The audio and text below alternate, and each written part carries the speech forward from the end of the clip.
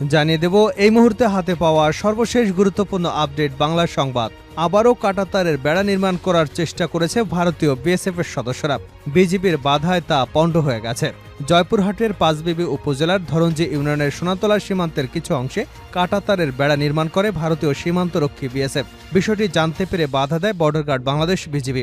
এতে তারা কাজ বন্ধ করতে বাধ্য হয়। পরে রোববার দুপুরে বৈঠক করে দুদেশের সীমান্তরক্ষী বাহিনী। এবারে জানাবো র্যাবের ৬ কর্মকর্তার বিরুদ্ধে ট্রাইব্যুনালে গুমের অভিযোগ ডাক্তার ইশিতার। র্যাবের squadron leader Ali Ashraf, IT specialist Rakib, additional SP Mohammad Akhtaruzzaman সহ ৬ জনের বিরুদ্ধে গুম, নির্যাতন ও মিথ্যা মামলার অভিযোগে আন্তর্জাতিক অপরাধ ট্রাইব্যুনালে অভিযোগ দায়ের করেছেন চিকিৎসক ইশরাত রাফিদ ইশিতা। অভিযুক্তরা ২০২১ সালে র্যাব কার্যালয়ে কর্মরত ছিলেন বলে জানা গেছে। জানাবো নির্বাচনী ব্যবস্থা ও পুলিশের সংস্কারে সহায়তা করতে চায় জাতিসংঘ। ছাত্র জনতার আন্দোলনের পর অন্তর্বর্তী সরকারকে বিভিন্ন খাতে সংস্কারে পূর্ণ সহায়তার আশ্বাস দিয়েছেন বাংলাদেশে নিযুক্ত জাতিসংঘের আবাসিক সমন্বয়ক গোয়েন লুইস। রোববার প্রধান উপদেষ্টা ডক্টর মোহাম্মদ ইউনূসের সঙ্গে বৈঠকে জাতিসংঘের প্রতিনিধিরা এমন আশ্বাস দিয়েছেন। এদিকে শেখ হাসিনা চেয়েছিলেন জামায়াতের নেতারা প্রাণ ভিক্ষা চাক। জামায়াতে ইসলামের আমির ডাক্তার শফিকুর রহমান বলেছেন, আওয়ামী লীগ যাদের উপরে সবচেয়ে বেশি জুলুম করেছে তার নাম জামায়াতে ইসলামী। একে একে শুধু নয়, ক্রমিক অনুসারে ১ থেকে ১১ জন শীর্ষ দায়িত্বশীল নেতাদের জুডিশিয়ালি কিলিংয়ের মাধ্যমে দুনিয়া থেকে বিদায় করা হয়েছে। তিনি বলেন, ফাঁসি দেওয়া হয়েছে, জেলের ভিতরে তিলে তিলে তাদেরকে মৃত্যুর দিকে ঠেলে দেওয়া হয়েছে। এ সময় সরকার চেয়েছিল তারা প্রাণ ভিক্ষা চাক, কিন্তু তারা আল্লাহ ছাড়া কারো কাছে মাথা নত করেননি। আমরা অনেক আন্দোলন করার চেষ্টা করেছি। সর্বশেষ ছাত্র জনতার একটি আন্দোলনকে কেন্দ্র করে শেষ পর্যন্ত এই স্বৈরাচারকে বিদায় নিতে হয়েছে। জানিয়ে দেব আশঙ্কাজনক হারে বাড়ছে ডেঙ্গু, একদিনে ৬ জনের মৃত্যু। আশঙ্কাজনক হারে ডেঙ্গু বাড়ছে। গত ২৪ ঘন্টায় সারা দেশে ডেঙ্গু জ্বরে আক্রান্ত হয়ে ৬ জনের মৃত্যুর খবর পাওয়া গেছে। এ সময় নতুন করে ৯২৬ জন ডেঙ্গু রোগী হাসপাতালে ভর্তি হয়েছেন। এনে চলতি বছর মশাবাহিত এ রোগে মৃত্যুর সংখ্যা বেড়ে দাঁড়িয়েছে ১৩১ জনে। এছাড়া এবছর এখন পর্যন্ত ডেঙ্গুতে মোট আক্রান্তের সংখ্যা বেড়ে হয়েছে ২৪,০৩৪ জন। এবং সর্বশেষ জানাবো আন্তর্জাতিক সংবাদ। ইসরায়েলের অস্ত্র কারখানায় হামলা চালিয়েছে লেবানিজ যোদ্ধারা। ইসরায়েলের সামরিক শিল্প কমপ্লেক্স এবং হাইফার উত্তরে রাফায়েল প্রতিরক্ষা কোম্পানিতে হামলা চালিয়েছে হিজবুল্লাহ। সম্প্রতি ইসরায়েল এবং লেবাননের মধ্যে বড় ধরনের যুদ্ধের শঙ্কার মধ্যে এই হামলা চালানো হয়েছে।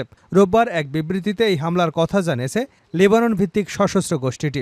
হিজবুল্লাহ জানায়, ইসরায়েলের অস্ত্র কারখানায় কয়েক ডজন রকেট দিয়ে হামলা চালানো হয়েছে এবং এই হামলায় ফাদি-1, ফাদি-2 এবং কাতিউষা রকেট ব্যবহার করা হয়েছে। এতক্ষণ শিরোনাম শুনছিলেন, এবার বিস্তারিত। প্রিয় দর্শক, আপনি যদি এই চ্যানেলে নতুন হয়ে থাকেন, ভিডিওটি দেখতে দেখতে চ্যানেলটি সাবস্ক্রাইব করে আমাদের সঙ্গে থাকুন। আর এই ভিডিও সম্পর্কে আপনি আপনার মূল্যবান মতামতটি কমেন্ট বক্সে জানিয়ে দিন। আর হ্যাঁ প্রিয় দর্শক, জানিয়ে দিন ভিডিওটি কোথা থেকে দেখছেন। জয়পুরহাট সীমান্তে ফের কাঁটাতারের বেড়া নির্মাণের চেষ্টা বিএসএফের, বিজিবির বাধায় বন্ধ। জয়পুরহাটের পাঁচবিবি উপজেলার ধরঞ্জি ইউনিয়নের সোনাতলা সীমান্তের কিছু অংশে কাঁটাতারের বেড়া নির্মাণ করে ভারতীয় সীমান্তরক্ষী বাহিনী। বিষয়টি জানতে পেরে বাধা দেয় বর্ডার গার্ড বাংলাদেশ। এতে কাজ বন্ধ করে দেয় বিএসএফ। পরে রোববার দুপুরে বৈঠক করে দুদেশের সীমান্তরক্ষী বাহিনী। স্থানীয় ও বিজিবি সূত্রে জানা গেছে, সীমান্তের সোনাতলা অংশে কাঁটাতারের বেড়া নেই। গত কয়েকদিন ধরে এই অংশের মেইন পিলার ২৮০ নম্বরের সাব পিলারের ১২ এবং ১৩ নম্বরে ভারতের ৫ থেকে ১০ গজের ভেতরে কাঁটাতারের বেড়া নির্মাণ করে বিএসএফ সদস্যরা। স্থানীয়রা বিষয়টি বিজেপিকে জানালে সেখানে বাধা দেওয়া হয়। এরপর কাজ বন্ধ রাখে বিএসএফ। ওই এলাকায় স্থানীয় ইউপি সদস্য লাইজুর রহমান জানান, ঘটনাটি বিজিবিকে জানানো হলে শনিবার তারা বিএসএফকে কাজে বাধা দেয়। জানতে চাইলে বিজিবির জয়পুরহাট ব্যাটালিয়নের অধিনায়ক লেফটেন্যান্ট কর্নেল নাহিদ জাওয়ান বলেন, আমরা বিএসএফকে বাধা দিয়েছি, তারা কাজ স্থগিত রেখেছে। তাদের সঙ্গে আলোচনা হয়েছে, আর কাজ করবে না। আর যে অংশে কাজ করেছে সেটিও তুলে নিয়ে যাবে। এর আগে গত বৃহস্পতিবার সন্ধ্যায় হাটখোলা বিওপির ঘোনাপাড়া ২৮১ নম্বর সাব পিলার ৩৭ এবং ৩৮ নম্বরে নোম্যাস ল্যান্ড এলাকায় কাঁটাতারের বেড়া নির্মাণের জন্য সরঞ্জামাদি আনতে শুরু করে বিএসএফ। বিষয়টি নজরে এলে বাধা দেয় বিজিবি। এরপর কাজ বন্ধ রাখেন বিএসএফের সদস্যরা। পরে রাতের মধ্যে সরঞ্জামাদি সেখান থেকে অন্যত্র সরিয়ে নেওয়া হয়। র্যাবের ৬ কর্মকর্তার বিরুদ্ধে ট্রাইব্যুনালে গুমের অভিযোগ ডাক্তার ইশিতার। র্যাবের squadron leader Ali Ashraf, IT specialist Rakib, additional SP Mohammad Akhtaruzzaman সহ ৬ জনের বিরুদ্ধে গুম এবং নির্যাতন ও মিথ্যা মামলার অভিযোগে আন্তর্জাতিক অপরাধ ট্রাইব্যুনালে অভিযোগ দায়ের করেছেন চিকিৎসক ইশরাত রাফিদ ইশিতা। অভিযুক্তরা 2021 সালে র্যাব কার্যালয়ে কর্মরত ছিলেন বলে জানা গেছে। রবিবার দুপুরে আন্তর্জাতিক অপরাধ ট্রাইব্যুনালে চিফ প্রসিকিউটর মোহাম্মদ তাজুল ইসলামের কাছে অভিযোগ জমা দেন তিনি। সুপ্রিম কোর্টের আইনজীবী শেখ কানিস ফাতেমা কালের কণ্ঠকে এ তথ্য নিশ্চিত করেছেন। অভিযোগপত্র জমা দিয়ে চিকিৎসক ঈশিতা বলেন, 2021 সালের 28শে জুলাই র্যাব আমাকে বাসা থেকে তুলে নিয়ে যায়। 5 দিন র্যাব হেডকোয়ার্টারে আটকে রাখে। 6 দিনের মাথায় আমাকে র্যাব 4-এ পাঠানো হয়। র্যাবের সিনিয়র এসপি আক্তারুজ্জামান আমাকে চোখ বেঁধে মাইক্রোবাসে করে এক জায়গায় নিয়ে যান। পরে আমি জানতে পারি যে জায়গাটি হচ্ছে মিরপুর 1। সেখানে তিনি মাদকসহ আমার ভিডিও ধারণ করেন। তিনি আরও বলেন, আমাকে আবার র্যাব হেডকোয়ার্টারে নিয়ে যাওয়া হয়। এরপর তাদের ইউনিফর্ম পরিয়ে ছবি তোলা হয়। এরপর 1 আগস্ট বিকেলে কারওয়ানবাজার র্যাব মিডিয়া সেন্টারে নিয়ে গিয়ে প্রেস ব্রিফিং করান তারা। সেখানে আমাকে মাদক ব্যবসায়ী হিসেবে উপস্থাপন করা হয়।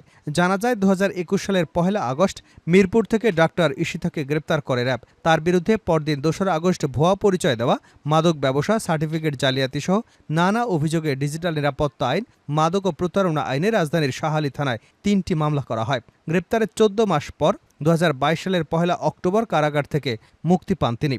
এর মধ্যে ডিজিটাল নিরাপত্তা আইনে 2023 সালের 20 সেপ্টেম্বর ডক্টর ঈশিতাকে 1 বছরের কারাদণ্ড দিয়েছিলেন সাইবার ট্রাইব্যুনাল। ওই রায়ের বিরুদ্ধে 2023 সালের 22 নভেম্বর আপিল করা হয় হাইকোর্টে।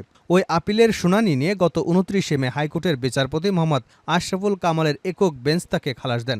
ডক্টর ঈশিতার বিরুদ্ধে অপর 2টি মামলা চলমান রয়েছে। নির্বাচনী ব্যবস্থা ও পুলিশের সংস্কারে সহায়তা করতে চায় জাতিসংঘ। ছাত্র জনতার আন্দোলনের পর অন্তর্বর্তী সরকারকে বিভিন্ন খাতের সংস্কারে পূর্ণ সহায়তার আশ্বাস দিয়েছে বাংলাদেশে নিযুক্ত জাতিসংঘের আবাসিক সমন্বয়ক গোয়েন লুইস। রোববার প্রধান উপদেষ্টা ডক্টর মোহাম্মদ ইউনূসের সঙ্গে বৈঠকে জাতিসংঘের প্রতিনিধি এমন আশ্বাস দিয়েছেন। বৈঠকে গোয়েন লুইস বলেন, জাতিসংঘ বাংলাদেশের পুলিশ এবং নির্বাচনী ব্যবস্থার সংস্কার এবং বন্যা পুনর্বাসন সহায়তায় কাজ করবে। এছাড়া অন্তর্বর্তী সরকার দেশের প্রতিষ্ঠানগুলোর বড় পুনর্গঠনে যে পরিকল্পনা হাতে নিয়েছে তাতেও সহায়তার কথা জানিয়েছে জাতিসংঘের আবাসিক সমন্বয়কারী। বৈঠকে সংস্কার, দুর্নীতি, বন্যা, রোহিঙ্গা সংকট এবং জুলাই আগস্টে হত্যাকাণ্ডের বিষয় উঠে আসে।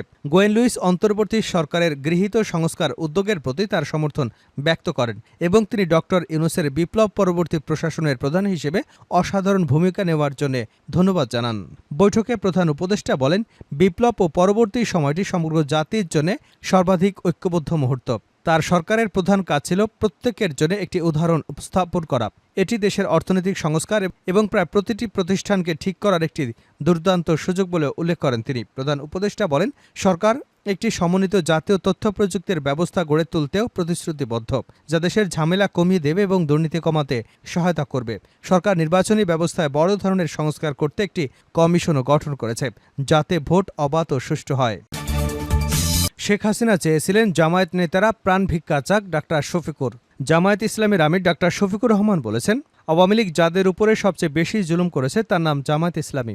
একে একে শুধু নয়, ক্রমিক অনুসারে 1 থেকে 11 শীর্ষ দায়িত্বশীল নেতাদের জুডিশিয়াল কিলিংয়ের মাধ্যমে দুনিয়া থেকে বিদায় করে দেওয়া হয়েছে। তিনি বলেন, ফাঁসি দেওয়া হয়েছে, জেলের ভেতরে তিলে তিলে তাদেরকে মৃত্যুর দিকে ঠেলে দেওয়া হয়েছে। ওই সময় সরকার চেয়েছিল তারা প্রাণ ভিক্ষা চাক, কিন্তু তারা আল্লাহ ছাড়া কারো কাছে মাথা নত করেননি। আমরা অনেক আন্দোলন করার চেষ্টা করেছি। সর্বশেষ ছাত্র জনতার একটি আন্দোলনকে কেন্দ্র করে শেষ পর্যন্ত এই স্বৈরাচারকে বিদায় নিতে হয়েছে। সিরাজগঞ্জ দারুল ইসলামের একাডেমি মাঠে আয়োজিত দলের রোকন সম্মেলন এবং সুধী সমাবেশে প্রধান অতিথির বক্তব্যে তিনি এসব কথা বলেন। জামায়াতের আমির বলেন, আপনি শেখ হাসিনা টুস করে ঢুকে পড়বেন, তাহলে দেশ ছেড়ে গেলেন কেন? আপনাকে কে যেতে বলেছে? আমরা তো আপনাকে যেতে বলিনি। তাই বলবো, এমন রাজনীতি করুন যাতে সম্মানের সঙ্গে টিকে থাকতে পারেন। শফিকুর রহমান আরও বলেন, আমরা ঘোষণা দিয়েছি কারো উপর প্রতিশোধ নেব না। প্রতিশোধ নেওয়া মানে হচ্ছে আইন হাতে তুলে নেওয়া। আইন যেখানে হাতে তুলে নেওয়া হয়েছে সেখানেই বিশৃঙ্খলা তৈরি হয়েছে। শেষ করছে আন্তর্জাতিক সংবাদ দিয়ে। ইসরায়েলের অস্ত্র কারখানায় হামলা চালিয়েছে লেবানি যোদ্ধারা।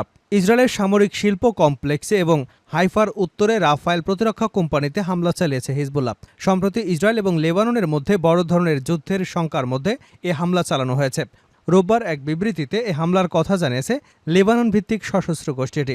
হিজবুল্লাহ জানিয়েছে, ইসরায়েলের অস্ত্র কারখানায় কয়েক ডজন রকেট দিয়ে হামলা চালানো হয়েছে এবং ওই হামলায় ফাদি 1, ফাদি 2 এবং কাতিউষা রকেট ব্যবহার করা হয়েছে। বিবৃতিতে হিজবুল্লাহ জানায়, গাজা উপত্যকায় অবিচল ফিলিস্তিনি জনগণ এবং তাদের সাহসী ও সম্মানিত প্রতিরোধ গোষ্ঠী হামাসের প্রতি সমর্থন জানিয়ে এবং গত মঙ্গলবার ও বুধবার লেবাননের বিভিন্ন এলাকায় ইহুদিবাদী শত্রুদের নির্মমভাবে হত্যাকাণ্ডের জবাবে এ হামলা চালানো হয়েছে।